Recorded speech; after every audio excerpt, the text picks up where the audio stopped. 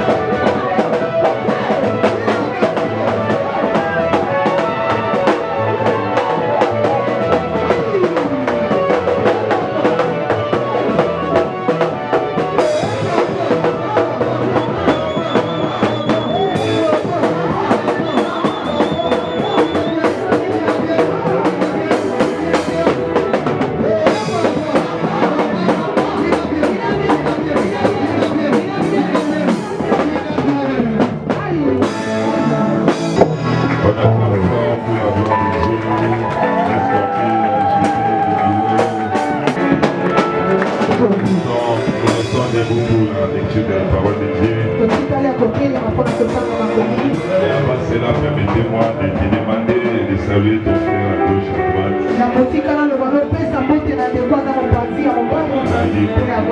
Bon dimanche. Je suis dans la joie qu'on me dit alors à la maison de Je suis dans la joie qu'on me dit d'aller à la maison de l'Éternel.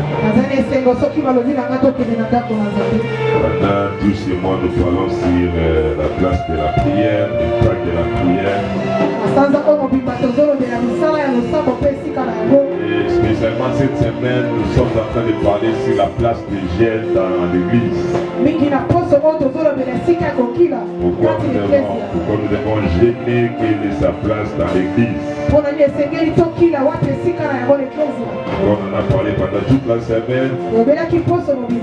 Par la grâce de Dieu, on va en finir aujourd'hui ce matin.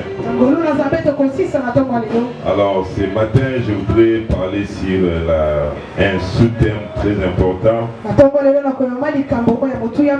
J'ai tiré ça dans les livres de Matthieu chapitre 5 verset 20.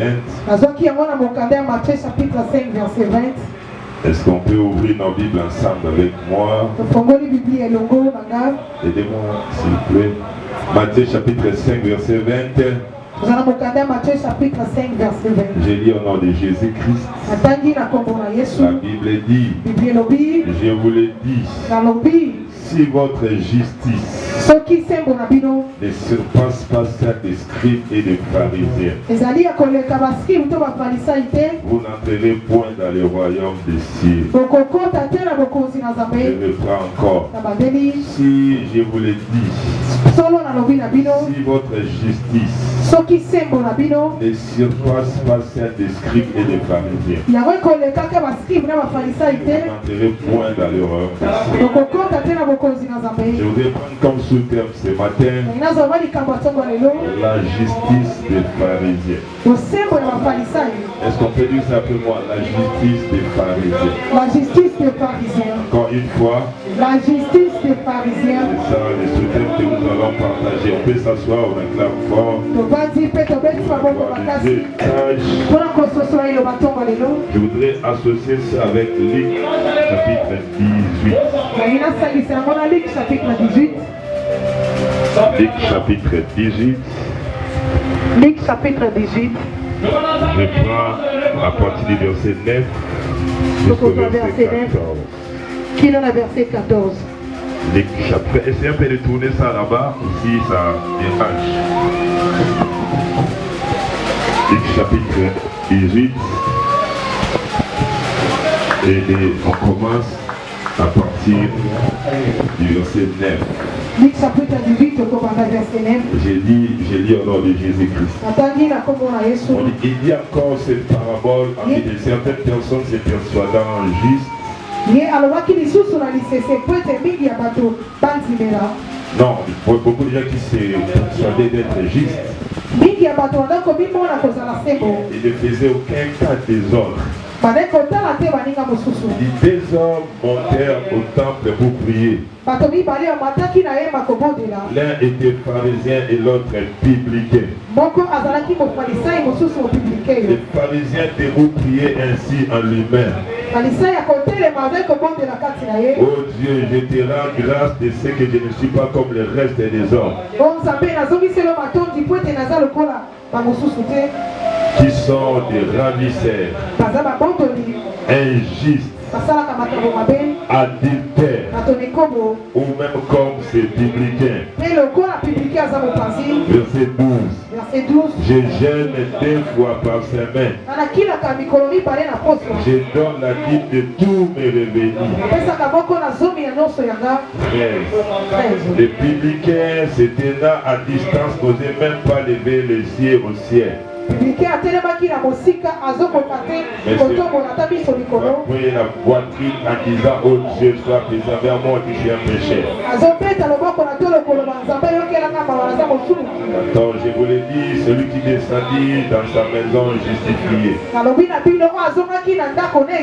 plutôt que l'autre. Quand quiconque s'élève sera baissé, celui qui s'abaisse sera élevé. Amen. On acclame fort pour la parole de Dieu.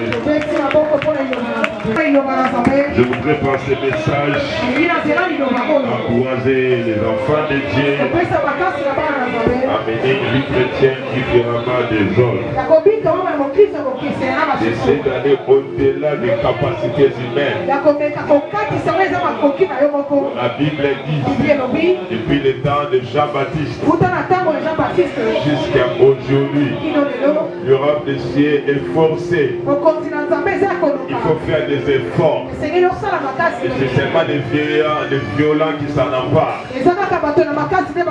Dans ces royaumes, si vous n'êtes pas violent, si vous voulez mener une vie normale, si vous voulez mener une vie chrétienne normale, rien ne changera dans la vie. Il est important de savoir, pour toucher notre sphère dans le royaume de Dieu, pour ouvrir certaines portes célestes, il est important que nous puissions aller au-delà des capacités ordinaires. Il est important de commencer à faire des choses que tout le monde ne fait pas.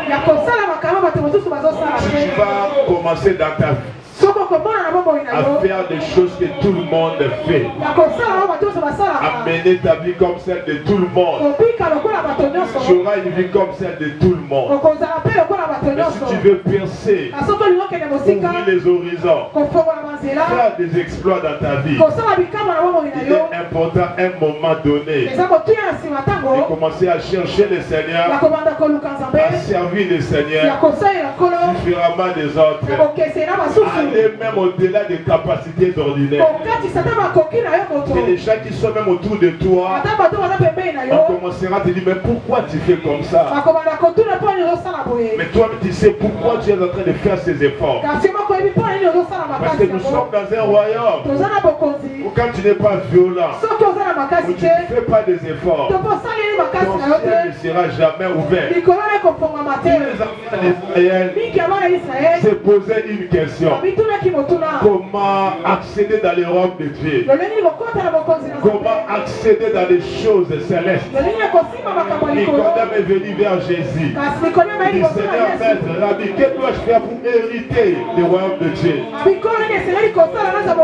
hériter les choses célestes. Le jeune homme riche est venu vers le Seigneur. Il lui a dit, Seigneur, que dois-je faire pour hériter le royaume de Dieu? Tout le monde en Israël demandait au Seigneur, qu'est-ce que je devais faire pour hériter les choses célestes? Qu'est-ce que je devais faire pour hériter le royaume de Dieu? Et voilà, quand le Seigneur vient, il répond à cette question. Il dit dans Matthieu 5, verset, il dit, si votre justice ne dépasse pas celle des scribes et des pharisiens, vous n'entrerez pas dans le royaume de Dieu. La réponse que tout le monde s'est posée, la réponse que les jeunes hommes riches s'est posée, la réponse que tous les enfants d'Israël s'est posée. Et voilà, quand le Seigneur vient, il répond à la question. Il dit, si votre justice ne surpasse pas celle des pharisiens, vous n'entrerez pas dans le royaume de Dieu. En d'autres termes, il y avait une justice des pharisiens. Mais pour hériter les choses célestes, il fallait faire des efforts de manière à dépasser ce que les pharisiens faisaient, ce que les scribes faisaient. Ils devaient faire des efforts pour les dépasser afin d'hériter le royaume des cieux. Il y a beaucoup d'enfants de Dieu qui ont des promesses de Dieu, que Dieu a réservé de grandes choses, mais que cela n'arrive pas dans ta vie. Tu n'arrives pas à percer le ciel, tu n'arrives pas à ouvrir les écluses des cieux, parce que ta justice ne dépasse pas celle des pharisiens. Tu mènes une vie comme des pharisiens, tu mènes une vie normale, ça ne dépasse pas celle des pharisiens. Tant que ta justice ne dépassera pas celle des pharisiens, tu auras une vie normale. Et je voudrais encourager un enfant de Dieu dans le nom de que Jésus de Nazareth et à faire des efforts de manière que ton ciel soit ouvert, de manière à hériter les choses célestes, de manière à ouvrir les écluses du ciel. Mais cela ne dépasse pas par rapport à la justice des pharisiens. Quelqu'un peut dire amen. Je voudrais ouvrir une parenthèse. Vous dire aux enfants de Dieu. En Israël, il y avait beaucoup de groupes religieux. Il y avait beaucoup de groupes religieux. Alors le premier groupe qui était influent, c'était des pharisiens. On les appelait des pharisiens. Les gens qui connaissaient la parole. C'était des gens qui fouillaient les impuretés. C'était des gens qui avaient une certaine discipline de marche. On dit c'était des pharisiens. Il y avait un autre groupe qu'on appelait les scribes. Les scribes en fait, c'était des pharisiens qui étaient versés dans la parole. Ils métissaient la loi de Moïse. Ils connaissaient la Bible de Genèse à l'Apocalypse. Ils connaissaient tous les commandements de Moïse. Ils écrivaient même la parole. Ils expliquaient la loi de Moïse. On les appelait des scribes. C'est pourquoi le Seigneur a dit, si votre justice ne dépasse pas celle des scribes et des pharisiens. Il y avait encore un autre groupe qu'on appelait le Sadducéen. Eux aussi connaissaient la parole, mais il y avait une différence entre eux et avec les pharisiens, parce que les pharisiens croyaient aux choses de l'esprit. Voyez la résurrection des morts, voyez à la manifestation des esprits et des anges. Mais les Sadducéens, c'était seulement la parole. Ils ne croyaient pas aux choses de l'esprit, aux anges, aux dons spirituels, non. Donc il y avait tellement beaucoup de groupes. Mais le premier des groupes qui était le plus spirituel en Israël, ça s'appelait des pharisiens. Et ils pensaient même qu'ils étaient plus justes que Jésus. C'est pourquoi quand le Seigneur exerçait son ministère sur la terre, il y avait souvent des problèmes avec les pharisiens. À un moment donné, Jésus guérit une personne le jour du sabbat. Les pharisiens s'opposent. Pourquoi tu ne respectes pas la parole de Dieu? Parce que nous connaissons la parole. Il dit que le jour du sabbat, on ne fait rien. Nous, on respecte la parole. Il pense que Jésus ne respectait pas la parole. Un jour, Jésus-Christ entre dans la maison de Simon. Une femme prostituée vient le lécher les pieds avec des larmes, les toucher avec ses cheveux. Il a fait de baiser les pieds de Jésus. Les pharisiens étaient scandalisés. Pourquoi tu as rencontré avec une prostituée? Il ne peut même pas s'approcher de 1 mètre de moi. Les pharisiens, une prostituée, tu ne peux même pas l'approcher. Tu ne peux même pas les saluer. Pourquoi le Seigneur permet qu'une prostituée touche à ses pieds? Parce que les pharisiens, c'était des hommes pillés. C'est pourquoi la Bible dit, si votre justice ne dépasse pas celle des pharisiens, vous n'entrerez pas dans le royaume de Dieu. Quelqu'un peut dire amen. Acclamons très fort pour la gloire de Dieu. Les problèmes aujourd'hui, les enfants de Dieu ne voient pas la gloire de Dieu. Ils ne voient pas la main de Dieu. C'est parce que la justice ne dépasse pas celle des pharisiens. Quand le Seigneur regarde les pharisiens, il regarde nous l'église aujourd'hui. Et il voit que nous l'église, on n'obtient pas les choses célestes. Parce que notre justice ne dépasse pas celle des pharisiens. Dans ce temps de la fin, dans la nouvelle alliance, l'église doit faire des efforts d'aller au-delà des pharisiens, d'aller au-delà des scribes. L'église est devenue tiède, l'église est devenue faible, l'église n'est plus violente, l'église ne perce plus, l'église ne domine plus, parce qu'on ne dépasse pas les pharisiens. Aujourd'hui, si vous voulez voir la gloire de Dieu, si vous voulez ouvrir le ciel, commence à faire des efforts dans ta vie pour que ta justice soit plus forte que celle des pharisiens. Est-ce qu'on peut acclamer fort pour la gloire de Dieu? Je voudrais dire à l'église, la justice des pharisiens était répartie en 4 points. La justice des pharisiens s'est basée dans 4 choses. C'est pourquoi la Bible dit, le Seigneur donne une parabole en vue de certaines personnes qui se croyaient plus justes. Il dit, 2 hommes montèrent au temple pour prier. L'un était pharisien, l'autre biblicain. Alors les pharisiens ont commencé à prier.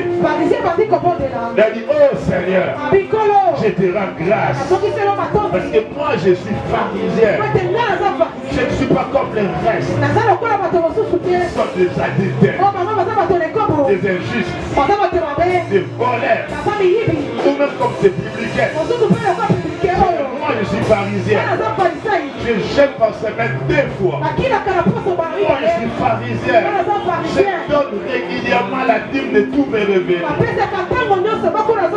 je suis pharisien. Je connais la loi de Moïse. Il est en train de se vanter parce qu'il savait la justice des pharisiens.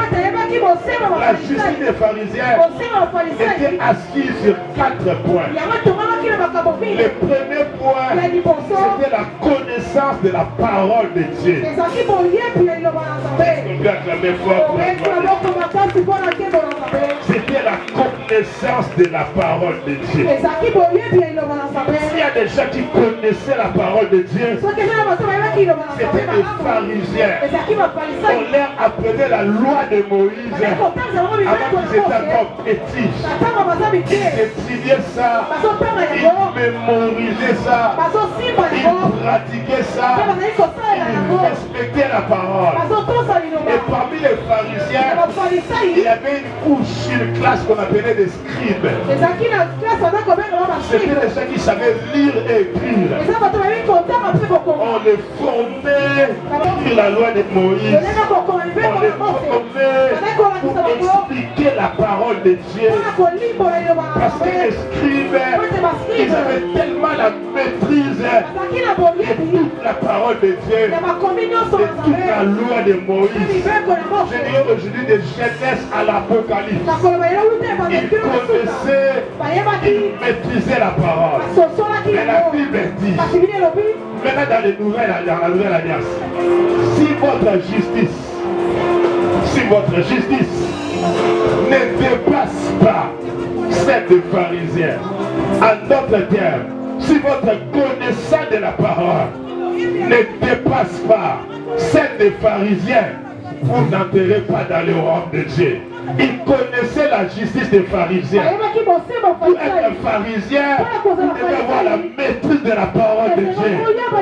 Et dit aux Juifs, si votre connaissance de la parole de Dieu ne dépasse pas celle des pharisiens et des scribes, vous n'entrez pas dans le royaume de Dieu. Enfant de Dieu, parmi les clés qui nous permettent d'ouvrir le ciel, il y a une clé qu'on appelle la connaissance de la parole de Dieu.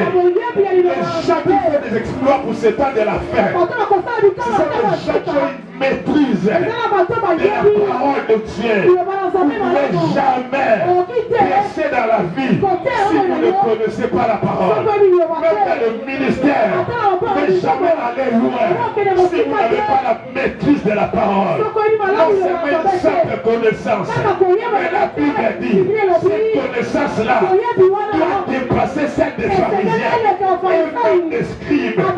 Je me demande quels efforts je dois faire aujourd'hui pour que ma connaissance soit plus que des scribes.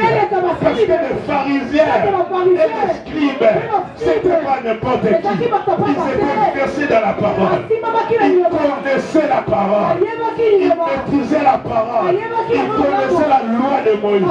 Il connaissait les versets bibliques. Maintenant, pour ce temps de la fin, si votre connaissance ne dépasse pas la connaissance des pharisiens et des scribes, vous n'êtes rien. Vous ne serez pas aller loin dans les ministères.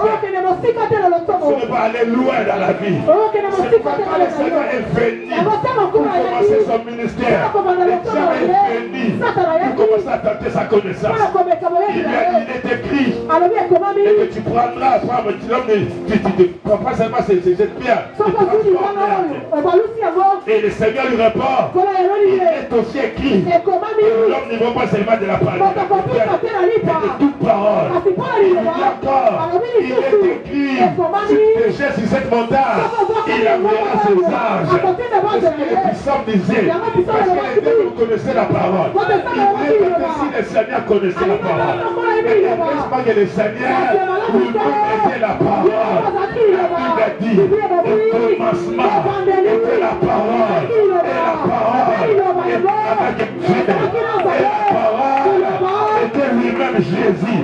Il s'est fait chair, il a habité parmi les hommes, lui-même était la parole, lui-même était assis dans la parole. Quand le Dieu est venu, il n'a pas pu Jésus, parce qu'il connaissait la parole. C'est temps de la fin, c'est votre connaissance ne dépasse pas la connaissance des scribes et des pharisiens. Ne vous appartient pas. Vous n'entrez pas dans le royaume de Dieu.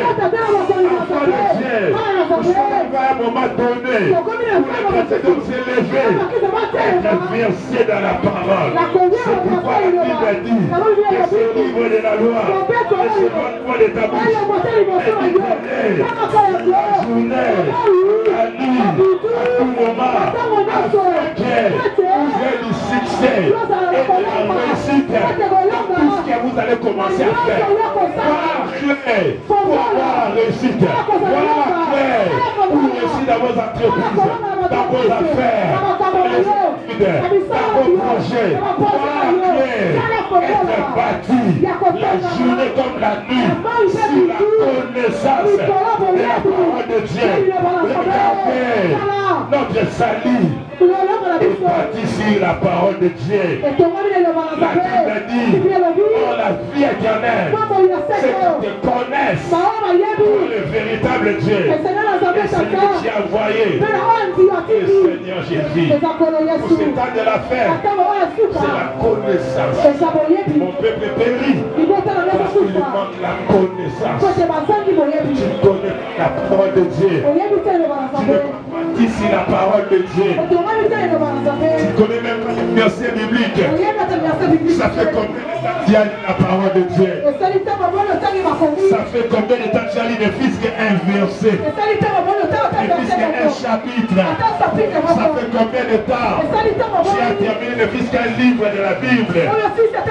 Ça fait combien de temps où tu as terminé toute la Bible, de la Genèse à l'Apocalypse?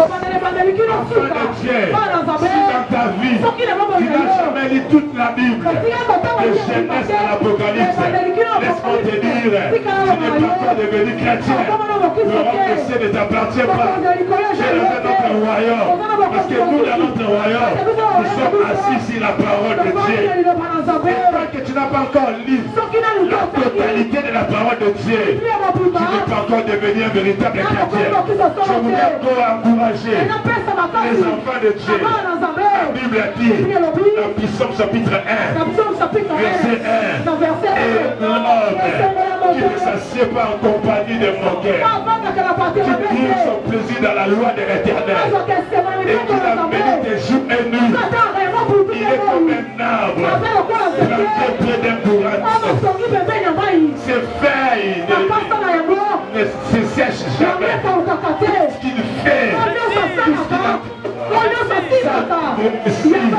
parce que c'est une personne assise près d'un courant d'eau. Parce que l'eau c'est la parole de Dieu. Quand on est assis à côté de la parole, tout ce qu'on fera commencera à réussir. Je déclare dans le nom de Jésus que la main de Dieu soit avec toi. C'est à l'heure que tu feras des exploits. Quelqu'un me dit très fort amen. Est-ce qu'on peut acclamer fort pour la gloire de Dieu? Est-ce qu'on peut acclamer fort pour la gloire de Dieu? Si notre justice ne dépasse pas celle des pharisiens, on n'enterrait pas dans les royaumes de Dieu. Alléluia.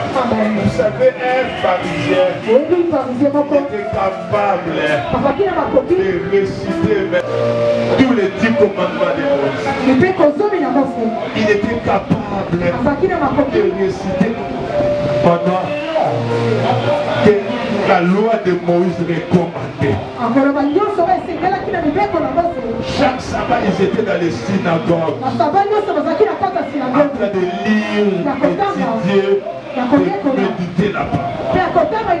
On ne pouvait jamais être pharisien. On ne connaît pas la parole de Dieu. On ne connaît pas la loi de Moïse. Quelqu'un peut dire Amen. Il y a une puissance qui se dégage dans la parole. Une puissance de guérison. Une puissance de délivrance. Une puissance de percée. Une puissance extraordinaire. Quand on lit la parole de Dieu. C'est temps de la fin. Le diable fait tout de manière à empêcher les enfants de Dieu.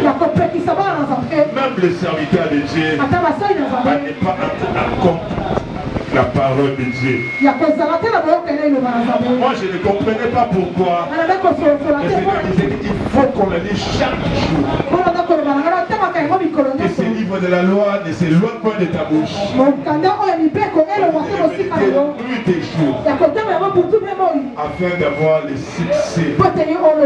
Il faut faire dans ta vie chaque année de pouvoir au moins terminer la totalité de la Bible. Si tu n'arrives pas à terminer la totalité de la Bible, tu ne peux jamais percer, surtout pour les serviteurs de Dieu. Tu ne peux jamais percer dans les mondes spirituels. Quelqu'un peut dire Amen. Moi, le Seigneur m'a recommandé chaque année, il faut que je termine toute la totalité de la Bible. J'ai commencé au mois de janvier. Aujourd'hui, je suis déjà dans les livres des livres. J'ai déjà terminé l'Ancien Testament. Ici, là, je vais terminer aussi le Nouveau Testament. Je ferai l'effort même que dans une année d'étudier 2 fois la totalité de la parole. Parce que l'apôtre Pierre a dit, allez servir au table. Moi, je me donnerai au ministère de la parole et de la prière. Ministère à nous. Et ici la prière et la parole. Tu peux dire que tu es serviteur de Dieu, ministre de la parole, et que tu n'as jamais terminé la totalité de la Bible. Comment tu peux dire que tu es chrétien et tu n'as jamais lu la totalité de la Bible? Tu lis la Bible d'une manière hasardeuse. Aujourd'hui, dans le Nouveau Testament, 2 ou 3 jours sans lire la parole. 2 ou 3 jours sans lire la parole de Dieu. Mais où est ta foi chrétienne? Où est ta vie chrétienne? Tu es sans Bible. Tu viens à l'église sans Bible. La semaine comme le dimanche sans Bible. Aujourd'hui, si on demandait combien de chrétiens lisent la parole, c'est facile. Regardez seulement le nombre de chrétiens qui viennent avec des Bibles le dimanche. Je suis allé prêcher dans une église ici dans la commune de Célène. J'ai fait les rêves. À ces côtés, j'ai fait les rêves. J'ai demandé aux gens, tous qui ont apporté la Bible, de soulever vos Bibles. Même le pasteur de l'église n'avait pas amené la Bible. Alléluia.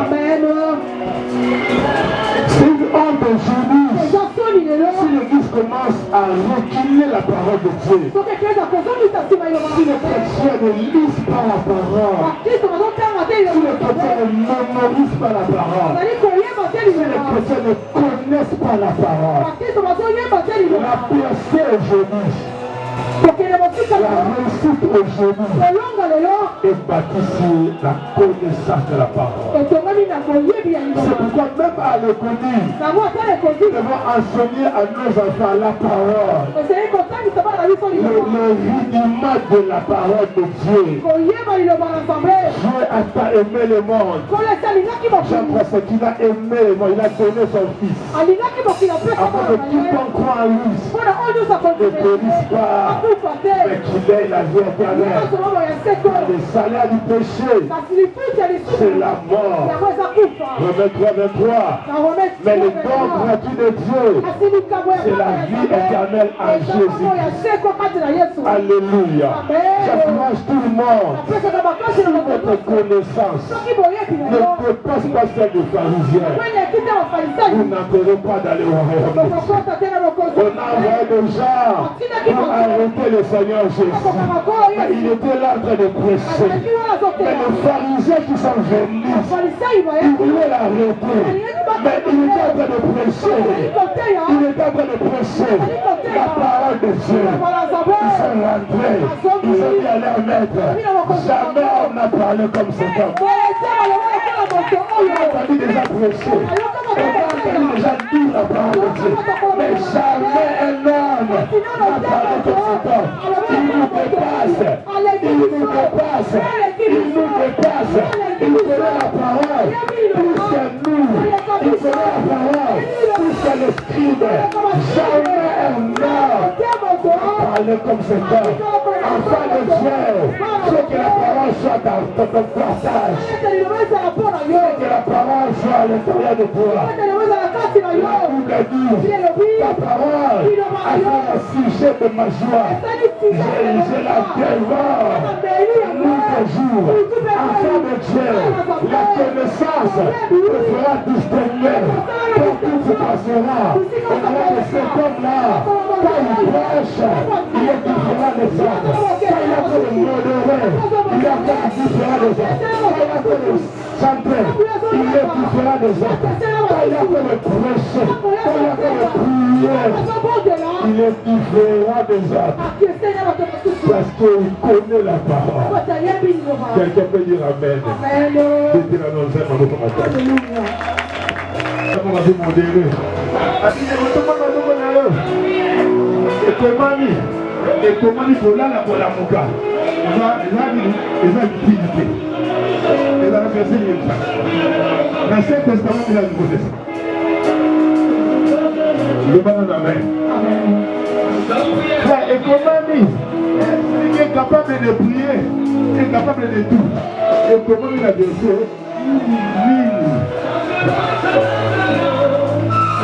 et comment on a la mobile à la terre. On va de la terre, il a renversé la terre, il est le défenseur des ailes. Il est le père des orphelins. Il est le défenseur des ailes. Il n'est pas le mari des ailes. Quelqu'un peut dire Amen. C'est pourquoi on dira que même cela, dans le frère moderne, il a la maîtrise de la parole. Comment toi, depuis que tu as commencé, tu as terminé, même pas un petit verset biblique. Vous avez un massacre. Quelqu'un peut dire Amen. Est-ce qu'on peut acclamer fort pour la gloire? Moi, le Seigneur m'a dit, dans ta vie, faites l'effort chaque année de terminer au moins la totalité de la parole. Là, c'est normal à tous les chrétiens. Parce que vous êtes percé, même dans la connaissance. Allez même au-delà de 2 voix. La connaissance. Et pour lire 2 fois la parole de Dieu, vous êtes obligé de lire chaque jour. Alors regardez ce que le Seigneur m'a recommandé. Maintenant, chaque jour, le minimum au moins 10 chapitres. Il faut lire au moins 10 chapitres de la Bible chaque jour. J'étais en train de lire. À un moment donné, j'ai téléchargé même la Bible en audio. Ce qui fait que si je suis fatigué pour lire, Je mets maintenant l'audio de la Bible. De manière au moins chaque jour que je puisse avoir au moins 10 chapitres. Dans le Nouveau Testament, il y a même des livres où c'est moins de 10 chapitres. Dans le Nouveau Testament, il y a des je peux lire 2 ou 3 livres par jour. Quelqu'un peut dire Amen. Dans l'Ancien Testament, il n'y a que 4 livres qui sont très gros là. Parmi les prophètes. Isaïe, Ézéchiel, Jérémie, Ézéchiel. Mais le reste est là, et Daniel, le reste est là. Zacharie, Malachie, Abdias, Michée, je ne sais pas, Jonas. Ce sont des petits livres de 3 ou 4 chapitres comme ça. Quand je disais ça, je peux terminer 3-4 livres. J'ai lu Jonas, j'ai lu Michée, Naoum, Abdias. En un jour, je vais terminer 4 livres de la Bible. Ne passe jamais une journée sans lire la parole de Dieu. Parce que la Bible dit, si notre connaissance ne dépasse pas celle des pharisiens, vous n'allez pas percer dans le monde spirituel. Quelqu'un peut dire Amen. Acclamons très fort pour la gloire de Dieu. La deuxième chose qui faisait la justice des pharisiens. Les pharisiens, en dehors de la connaissance de la parole, c'était une religion qui était bâtie sur la pureté. Quand on parlait des pharisiens, c'était des gens pieux, des gens purs, ils fouillaient les impuretés. Et chaque fois, ils se lavaient les mains. Avant d'aller à l'église, on mettait les seaux dehors. On faisait les ablutions. Il fallait se laver les mains et les pieds. Avant d'entrer dans les temples, avant d'entrer dans les synagogues, même dans leur maison, quand tu vas voir un pharisien, il doit te faire le lavage de pieds. Parce qu'il ne peut pas que ton impureté puisse entrer dans sa maison. C'était tellement pur. Tu ne mangeais pas n'importe quoi. Des animaux étouffés. On n'a pas égorgé. On ne peut pas manger ça. Certains animaux, les porcs, les serpents, certains poissons, ils ne pouvaient pas manger n'importe quoi. Ils choisissaient les animaux purs. Ils ne pouvaient pas toucher, saluer même une personne qui a la perte de sang. Quand tu prépares pour lui, il ne peut pas manger ta nourriture. Parce qu'il voulait vraiment être pieux et pur devant Dieu. C'était des gens qui avaient certaines coutumes dans leur vie, dans leur manière de marcher, dans leur manière de vivre. Même, ils fouillaient même des cadavres. Ils ne pouvaient même pas s'approcher d'un cadavre, d'un cimetière, d'une morgue. Parce qu'ils voulaient vraiment être purs. Mais le grand problème, c'est que leur pureté souvent est plus extérieure. C'est pourquoi le problème avec Jésus, il est traité de tombeaux blanchis. Il a dit que vous blanchissez vos tombeaux de l'extérieur. Mais à l'intérieur des tombeaux là, ce sont des moisissures. Ce sont des choses qui puent là. Mais sur le plan extérieur, c'était des gens purs qui respectaient vraiment la pureté. Un jour, les jeunes hommes riches, ils s'approchent de Jésus. Ils lui posent la même question. Que dois-je faire pour hériter le royaume de Dieu? Le Seigneur lui dit, il faut respecter la parole. Les 10 commandements. Il ne faut pas injurier. Il ne faut pas voir notre Dieu. Il ne faut pas toucher à la femme de ton prochain. Il ne faut pas s'enivrer. Il ne faut pas voler. Il dit, Seigneur, tout ça, je le fais de toute ma naissance. C'était des gens qui étaient purs. On dit, le Seigneur les regarda et il les ment. Parce que c'était des gens qui respectaient toutes les lois que le Seigneur lui a demandé. Il a dit, moi je le fais déjà. Depuis ma naissance, je le faisais déjà. Malheureusement, le Seigneur lui a dit de manquer une chose. C'est là où il faut maintenant le dépasser. C'est là où nous le dépassons. Parce qu'ils font tout ça. Ils sont à 99% de la sainteté. Mais le Seigneur, le regard, il a dit, il te manque encore une chose. Et le Seigneur nous dit maintenant, si notre justice ne dépasse pas celle des pharisiens, le 1% là qu'ils ne font pas, nous devons le faire pour le dépasser. Et il nous dit que si votre pureté ne dépasse pas celle des pharisiens, vous n'entrez pas dans le royaume des cieux.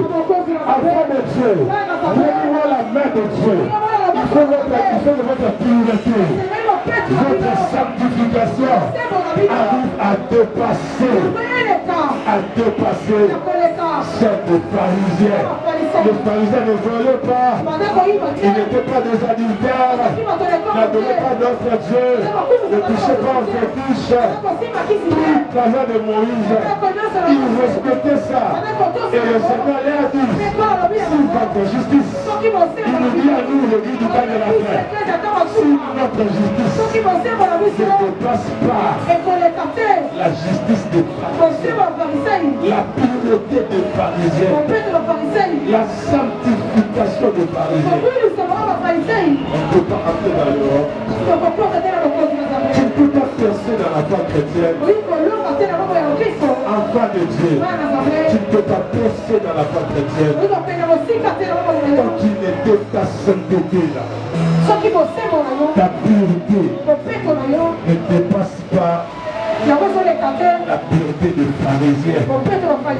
Le Seigneur dit au jeune homme riche, il a dit Seigneur, tout ça, je le pratique déjà. Je ne bois pas. Je ne suis pas derrière les femmes de Dieu. Je ne suis pas derrière la musique mondaine. Je ne suis pas derrière tout ça. Mais le Seigneur maintenant nous demande, appris de ce que les pharisiens font là, nous on doit les dépasser en termes de sanctification, en termes de pureté. C'est pourquoi l'église du temps de la terre soit une église sainte, sans tache, ni ride. C'est malheureux aujourd'hui. Les choses du monde, on commence à retrouver ça à l'église. La haine, la division, la boisson, l'ivresse, les publicités, les avortements parmi les chrétiens qui aspirent à de grandes choses, qui aspirent à ouvrir les cieux, qui aspirent à de grandes bénédictions. Il y a un frère qui est venu me dire, pasteur, si je bois seulement un verre, est-ce que c'est mauvais? Je me dis, j'y ai encore derrière les un verre, deux verres. Quelqu'un me dit, moi je ne bois pas beaucoup, moi seulement une bouteille. Jusque là tu as encore derrière les une bouteille, deux bouteilles. Si notre justice, si notre sanctification ne dépasse pas celle des pharisiens, moi j'ai eu des dégoûts, je n'y vais pas. Mais j'ai encore plus de dégoût. Aujourd'hui, je suivais un documentaire sur Sarkozy. Un ancien président français qui est millionnaire. Mais il dit dans sa vie, il n'a jamais goûté à une bière. Il n'a jamais goûté même un verre. Sarkozy, un païen, quelqu'un qui n'est même pas chrétien, il n'a jamais touché à la bière. Il n'a jamais touché à l'alcool. Le juge a suivi son documentaire. Et si lui qui est païen, il n'a jamais touché. Et moi, un serviteur de Dieu. Et moi, un pasteur. Alléluia. La Bible dit, ne vous animez pas du vin. C'est de la débauche. Ça mène à la débauche. Mais soyez rempli du Saint-Esprit. Comment le Seigneur utilisera ta bouche? Si aujourd'hui tu es encore derrière ça, Comment le Seigneur utilisera ta main pour la délivrer, ton corps, pour délivrer son peuple. Si ton corps est encore à la publicité, la Bible a dit, notre corps est l'état de Dieu. Le Seigneur a besoin de toi.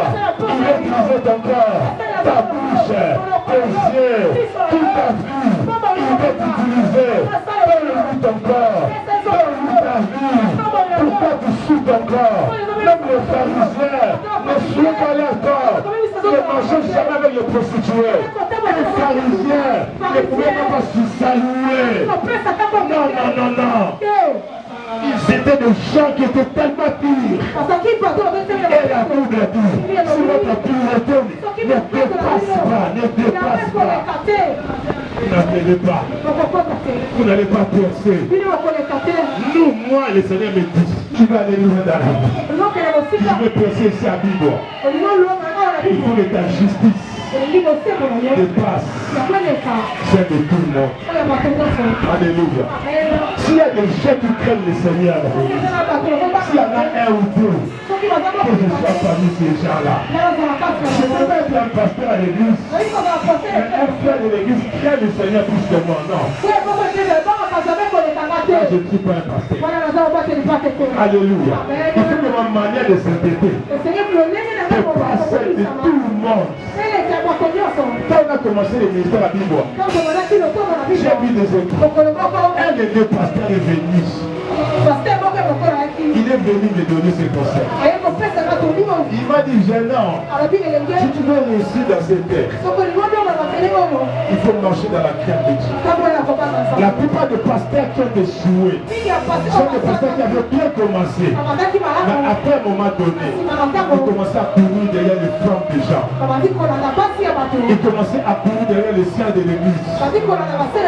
Ils commençaient à courir derrière les mauvaises choses. Tu ne peux jamais percer ici à Bibo. Tu ne peux jamais percer si ta justice, si ta sanctification ne dépasse pas celle de tout le monde. Depuis ce jour-là, je fais un vœu à Dieu. J'ai donné mon corps. J'ai sanctifié mon corps. J'ai dit, Seigneur, les jours où je vais me laisser, que ta grâce ne soit plus sur moi.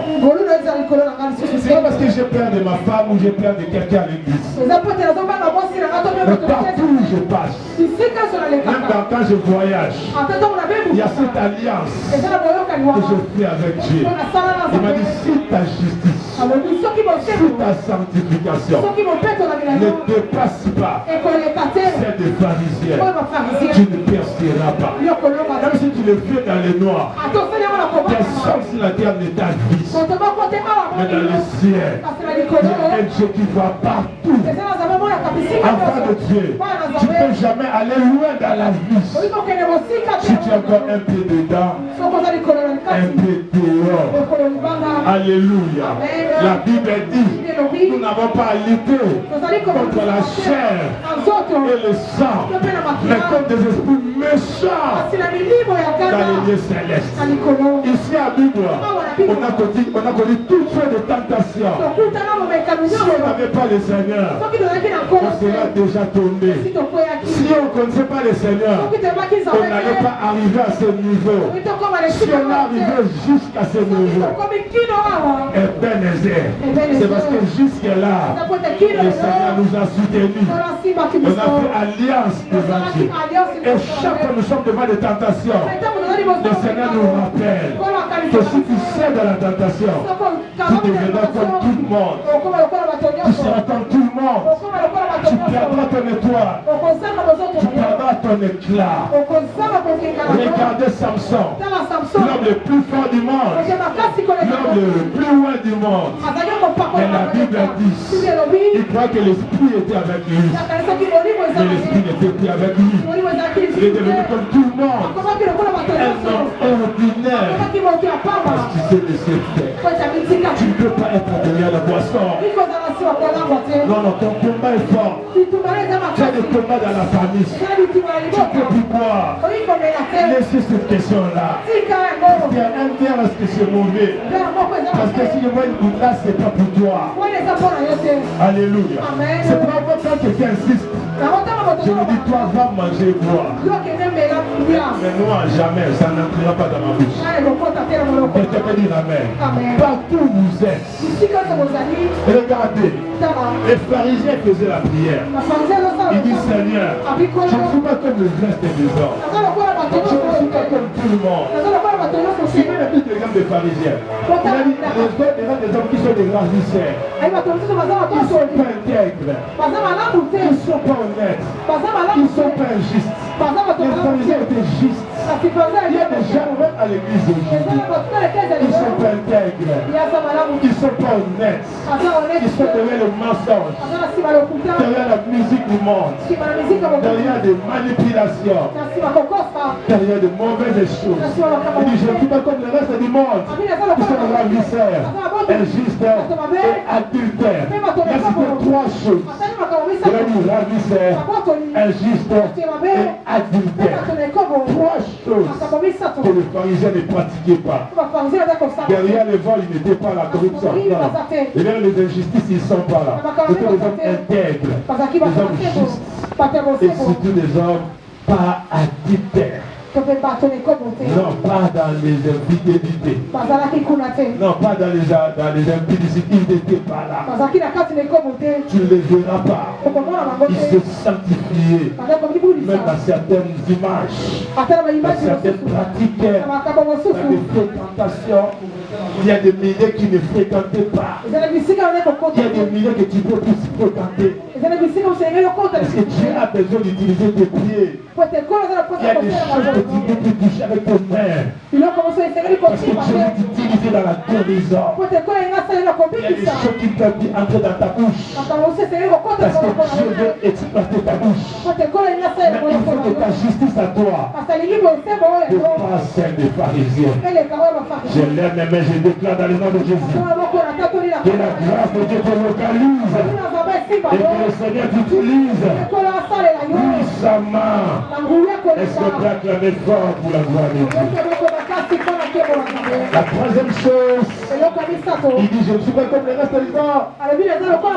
Ils sont ravisseurs adultères. Parce que moi je suis pharisien.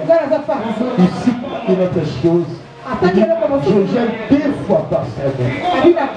Regardez la justice des pharisiens. C'était bâti sur la pratique des jeûnes. Chaque semaine, les pharisiens gênaient 2 fois par semaine. Tous les pharisiens gênaient 2 fois par semaine. Et le Seigneur nous dit, si notre justice des jeûnes ne dépasse pas celle des pharisiens, vous n'entrerez pas dans le royaume de Dieu. J'ai essayé de voir ça. Je suis allé même sur Google. J'ai tapé comment les pharisiens gênaient. Comment c'était coutume pour les pharisiens.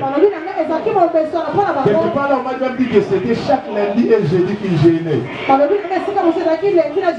J'ai essayé de voir par-ci par-là. Quand étude sur les pharisiens, on dit tous les pharisiens. C'est comme ça qu'on les apprenait. Par semaine, ils gênaient 2 fois. C'est pourquoi un jour, ils sont venus vers le Seigneur. Ils ont dit, on a mis les disciples de Jean-Baptiste pour nous gêner. Mais pourquoi toi, tes disciples ne gênent pas? Parce qu'ils s'étonnaient et ils gênaient. Mais ils s'étonnaient que les disciples de Jésus ne gênaient pas aussi comme eux. C'est pourquoi le Seigneur va dire à ses disciples, si votre justice ne dépasse pas celle des pharisiens, vous n'entrerez pas dans le royaume. Donc si même votre manière de jeûner ne dépasse pas celle des pharisiens, vous ne serez pas pressés. Et si elle gênait 2 fois, mais si toi tu ne gênes pas au-delà de 2 fois, c'est difficile. Le jour où je suis tombé sur ce verset, Matthieu 5, 20, j'ai relu ça plusieurs fois. Et quand je commençais à prier, le Seigneur m'a dit, voilà des choses que tu dois pratiquer. Si les pharisiens que nous critiquons, ils gênent deux fois, le Seigneur me dit, par semaine, si tu ne gênes pas au-delà de deux fois, il te sera difficile de percer. Au début, je résistais. Je disais, Seigneur, ma santé, je disais, Seigneur, ceci, cela. Et si tu refuses, tu vivras une vie normale. Tu seras un pasteur comme normal comme tout le monde. Mais si tu veux percer dans le ministère, dans ton travail de pasteur, tu veux voir ma main opérer au travers de toi. Tu dois arriver à gêner plus que les pharisiens. Parce que si votre justice ne surpasse pas la justice des pharisiens, vous n'allez pas hériter les choses célestes. Je voudrais dire aux enfants de Dieu, il y a beaucoup d'enfants de Dieu qui ont des promesses de Dieu, qui ont des dons réservés pour eux. Mais ça n'arrive pas à percer les choses célestes. Ça n'arrive pas à les attendre. Parce que tu gênes faiblement, tu bouges faiblement. Mais un jour tu prendras la décision de gêner plus que les pharisiens. Tu verras le ciel ouvrir. Tu verras le ciel s'ouvrir. Et tu verras des portes célestes s'ouvrir. Et des choses qui ont été bloquées dans le ciel là commencer à descendre. Je lève mes mains, je déclare dans le nom de Jésus que la main de Dieu soit avec toi. Que la main de Dieu soit avec toi. Que la main de Dieu soit avec toi. Que la main de Dieu soit avec toi. J'ai étudié dans la Bible. La plupart des hommes de Dieu qui ont réussi dans leur ministère, c'était des gens qui gênaient au-delà de 2 fois par semaine. C'était dans la majorité des gens qui gênaient plus de 2 fois par semaine. Tu es pasteur et tu gênes seulement une fois par semaine. Oublie les choses spirituelles. Tu es l'homme de Dieu, tu gênes seulement 2 fois par semaine. Tu seras comme les pharisiens. Quelqu'un peut dire Amen. Les choses célestes, pour les arracher, il faut une certaine dimension spirituelle. Tu as des combats dans ta vie, tu as des combats dans ta famille, tu as des combats autour de toi. Et tu gênes moins de 2 jours, tu seras comme des pharisiens. Quelqu'un peut dire Amen. Je lève mes mains et je déclare dans le nom de Jésus que la grâce de Dieu te localise. Que la grâce de Dieu te localise. Que la grâce de Dieu te localise. Qui te donne la force. Toi tu es intercesseur. Toi tu es musicien. Toi tu es protocole. Tu es prédicateur. Tu es responsable. Tu es jeune fille. Tu es jeune garçon. Tu as des projets dans la vie. Regardez ces choses. Les choses que je suis en train de vous dire sont des choses que Dieu m'a dit personnellement. Le jour où j'ai connu ces choses, je dis Seigneur, si j'avais connu ces choses, quand j'avais encore 18 ans, quand j'avais encore 20 ans, aujourd'hui je serai dans une dimension extraordinaire. Alléluia. Des choses que le Seigneur me montre aujourd'hui. Si j'avais connu ça, si j'avais connu ça, il y a 10 ans, 20 ans, 30 ans, aujourd'hui je suis dans une autre dimension. Alléluia. Tu ne peux pas aller loin dans la vie si tu ne gênes pas au-delà des pharisiens. Ils étaient des hommes comme nous. Mais la Bible dit 2 fois par semaine. Moi je viens pour mes combats de la famille, pour mes projets, pour mes réalités spirituelles. Je prends 2 fois. Je suis là. Je vais prier. Je vais jeûner, combattre. La Bible dit si votre justice ne dépasse pas c'est des pharisiens, vous n'irez pas loin, vous n'entrerez pas dans le royaume de Dieu. Nicodème a dit qui prospère pour entrer dans le rang de Dieu. Voilà la solution. Voilà la solution. Le jeune homme riche a dit que prospère pour entrer dans le rang de Dieu. Regardez, Dieu nous a déjà bénis de toutes les bénédictions célestes. Mais tout ce qu'on va flotter dans le désert. Vous pouvez le développer aussi votre justice pour passer des pharisiens. Passer, mais il y a 2-3 jours. J'ai en train de prier, de briser, de portes. De chercher le Seigneur. La majorité des gens qui ont reçu dans leur vie, Esther a fait 3 jours en train de gêner. Et Aman était tombé. Il est devenu dans la royauté. Je prie dans le nom de Jésus que ton Aman est tombe. Il n'est pas tombé dans les gens de 2 jours comme des pharisiens. Les pharisiens se limitaient à 2 jours. Mais tu veux percer, aller au-delà des pharisiens. Les filles d'aujourd'hui peuvent tomber. Que je fais 7 jours. Daniel a vu la gloire de Dieu. Elle a fait 21 jours. Jésus a reçu dans le ministère. Elle a fait 40 jours. Enfant de Dieu, lève-toi dans les chair. Lève-toi dans la prière. Si votre justice ne dépasse pas celle des pharisiens, vous n'entrerez pas dans le royaume de Dieu. Est-ce qu'on peut acclamer fort pour la gloire de Dieu? J'étais en train de lire la biographie des hommes de Dieu. Comment ils ont percé dans la vie et dans les ministères. À 99%, c'était des gens versés dans le jeûne et dans la prière. Regardez, j'avais dit 2 choses à retenir. La première force de la foi chrétienne, c'est la prière. La prière, c'est la première source de la foi chrétienne. Mais la première chose qui donne l'efficacité dans la vie de prière, c'est le jeûne. C'est pourquoi la prière marche toujours ensemble avec c'est un jumeau qu'on appelle le jeûne. C'est pourquoi la Bible dit certains esprits ne sont que par le jeûne et par la prière. Il y a 2 choses, le jeûne et la prière. Celui qui prie sans gêner, sa prière ne sera pas efficace. Et celui qui gêne aussi sans prier, son jeûne ne sera pas efficace.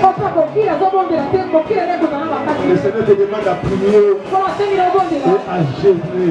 Tu as des combats, l'argent est bloqué, la santé est bloquée, l'esprit de mort est entré, les limitations, les malédictions. J'attends quoi pour gêner? J'attends quoi pour prier? C'est des choses qui sont bloquées. Dieu nous a déjà bénis. Il y a déjà ton mariage qui est établi. Il y a déjà ta bénédiction qui a déjà été donnée. Il y a le problème. Il faut percer spirituellement. Et pour percer, il faut faire plus que les pharisiens. Si les pharisiens faisaient 2 fois, mais nous on doit aller au-delà. Je termine par la 4e chose qui faisait la force des pharisiens. La Bible dit, il a dit, je gêne 2 fois par semaine et je donne la dîme de tous mes revenus. La justice des pharisiens était bâtie sur la pratique des dîmes. Était bâtie sur les dîmes, les offrandes de libéralité. Les pharisiens respectaient toute la parole de Dieu. La loi de Moïse recommandait la pratique de dîmes. Et ils étaient les premiers à respecter cela. C'est pourquoi quand il est allé faire la prière, il dit, Seigneur, moi je ne suis pas comme le reste. Qui sont des rapetisseurs et des adultères. Moi je gêne 2 fois par semaine. Mais moi aussi je donne la dîme. Il y a beaucoup d'enfants de Dieu. Leur ciel est fermé parce qu'ils ne donnent pas la dîme. La Bible dit, mettez-moi de la sorte à l'épreuve et vous verrez si je n'ouvre pas pour vous les crises de ciel. Et ne fera pas de ça sur vous toutes les bénédictions célestes. Une des choses qui ouvrent les ciels. Vous allez savoir les choses célestes. C'est la pratique des Bibles. Mais le Seigneur nous dit, mais pour vous là, vous devez aller au-delà de la dîme. Si le pharisien donnait la dîme, qui est de 10%, vous devez aller au-delà de 10%. Enfant de Dieu, si toi qui es dans la nouvelle alliance, dans ta vie tu donnes seulement 10%, tu auras une vie chrétienne normale, tu auras une personne financière normale. Si tu veux une visitation de Dieu, si le plan financier et dans tous les domaines, ne t'arrête pas seulement à 10%. Parce que le Seigneur dit, si votre justice ne dépasse pas celle des pharisiens, le pharisien s'est limité seulement à 10%. Mais vous devez aller au-delà de 10%. Regardez, un jour il était en train de prêcher. Les gens apportaient les dîmes et les offrandes. Mais le Seigneur était là. Il n'était pas content. À un moment donné, il voit une veuve. Il voit une femme veuve. La boucle est tissée. Quand la veuve a donné, le Seigneur se lève et dit, vous avez donné les 10%, le superflu. Mais cet homme a donné tout ce qu'il avait. Tout ce qu'elle avait. Elle n'a pas donné 20%, 30%, 50%. Elle a donné le 100%. Quelqu'un peut dire Amen. Elle a donné plus que ça de tout le monde. Et partout la parole de Dieu sera prêchée. On parlera de cette femme. Ça remet devenir grande. Tu veux toucher le cœur de Dieu. Il faut aller au-delà des pharisiens. Enfant de Dieu. Et lui peut seulement dire que moi je donne la Bible. La Bible c'est pour les pharisiens. Mais pour la nouvelle alliance, le Seigneur dit, si votre justice ne dépasse pas celle des pharisiens, vous n'allez pas percer financièrement. Parce que tous les chrétiens donnent le 10%. Si toi aussi tu donnes le 10%, tu seras comme tout le monde. Oh, la vie chrétienne, c'est pour les violents. C'est pour les violents. Il faut faire des choses qui touchent le cœur de Dieu. Il faut faire des choses comme cette jeune femme. La Bible dit, elle a donné plus que 10%. Quelqu'un me dit amen. Je pleure dans ma vie. Je pleure dans ma vie pour avoir la pensée financière. Et le Seigneur me dit, toi tu ne peux pas donner 10%. Tu ne peux pas donner 10%. Et tout ce que moi je te bénis, tu ne peux pas donner 10%. Si essaie de voir combien moi je donne, si je donne 10% à Dieu, c'est comme si je n'ai rien donné. Alléluia. Le Seigneur m'avait recommandé le minimum que je dois donner, c'est au moins 20%. Mais même aujourd'hui, les 20% là, le Seigneur me donne, c'est encore rien. Alléluia. Le Seigneur me demande encore plus. Et devant Dieu, je n'ai pas d'hésitation. Quand il faut aller loin, il faut aller loin. C'est comme ça que dans les années qui arriveront, il y a des gens qui vont dire que tu as touché au fétiche. Non. La parole de Dieu plus qu'elle est fétiche. Il y a dans la parole de Dieu des choses que tu pourras faire. Tu feras que tu sois distingué des autres. Si tu fais des choses comme tout le monde, tu resteras monsieur tout le monde. Tu resteras madame tout le monde. Si votre justice de Dieu là ne dépasse pas celle des pharisiens, vous n'entrerez pas dans le royaume de Dieu. Votre justice des offrandes, comme celle des pharisiens, comme celle des scribes, vous n'entrerez pas. Il y a des moments où vous devez faire dans votre vie de manière à toucher le cœur de Dieu. De manière à toucher le cœur de Dieu. Donnez-la de 10%. Donnez-la de 20%. Donnez-la de 50%. Parce que si votre justice à vous là ne dépasse pas, si ça fait mal aux autres, laisse-les. Le royaume de Dieu c'est pour les violents. Le Seigneur cherche des violents qui peuvent se lever. Le Seigneur, je te donne toute ma vie. Quelqu'un peut dire amen. La Bible a dit au commencement était Dieu, était la parole, et la parole était avec Dieu. Il est l'alpha, il est aussi l'oméga, il est le commencement, il est jamais la fin, il est le d'abord Dieu, au commencement d'abord Dieu, au commencement d'abord Dieu. Dieu est le commencement de toutes les choses.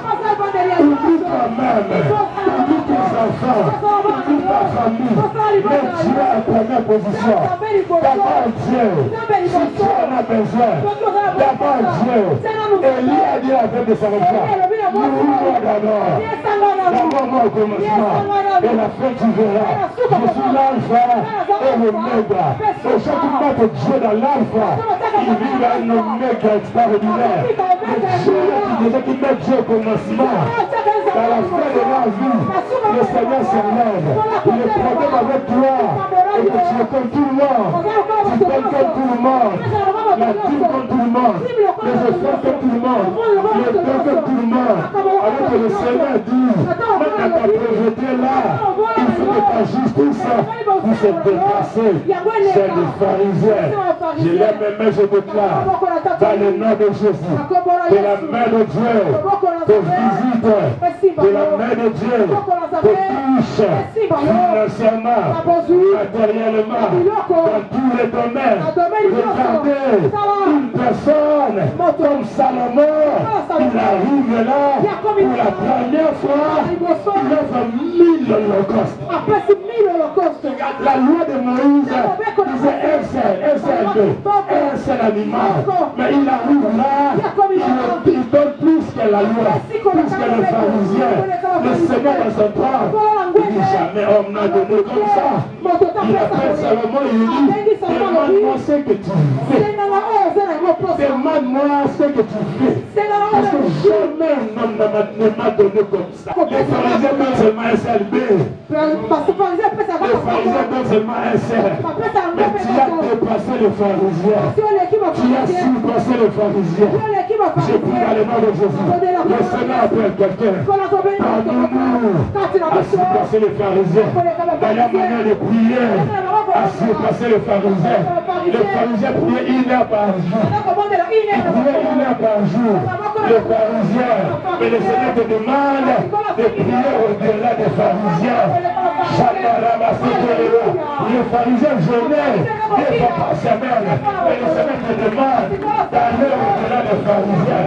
Les pharisiens, ils connaissaient la voix de Moïse. Mais le Seigneur te demande de dépasser les pharisiens, de dormir avec la parole, de lire la parole, de méditer la parole, d'aller au-delà de 1 heure du temps, d'aller au-delà de 2 heures du temps.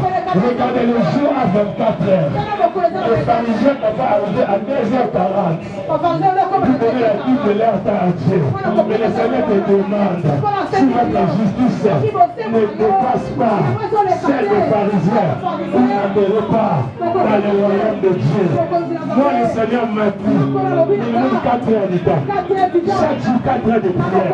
Les pharisiens priaient tantôt 1 heure, tantôt 2h40. Mais 4 heures du temps, chaque jour, il faut que notre justice dépasse celle des pharisiens. Frère, laissez commencer à prier. Seigneur, me voici, me voici, me voici, me voici, me voici, me voici, me voici, me voici, me voici, me voici, me voici, me voici, me voici, me voici. Alléluia.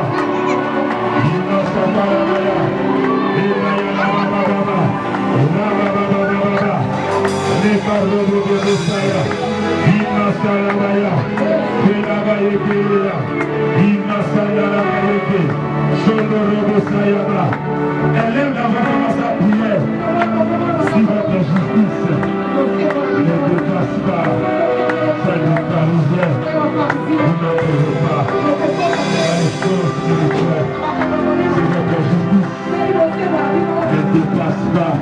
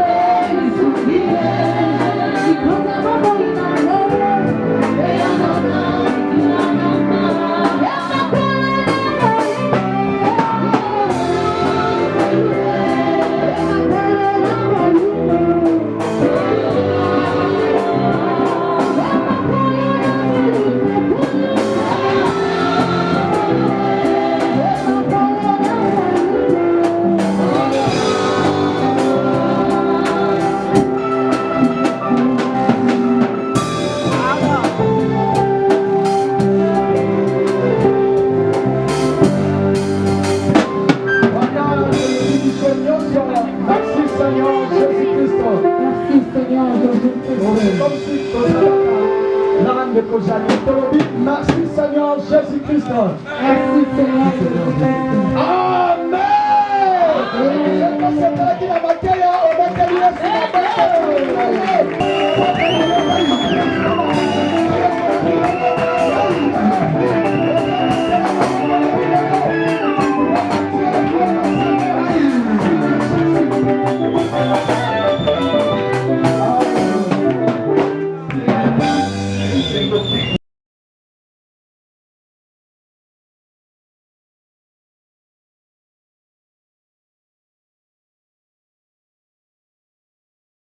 UBC, Université belgo-congolaise, une grande entité éducative à Kinshasa, avec ses facultés modernes, sciences sociales, économie et gestion, développement communautaire et environnemental, droit, santé publique et médecine.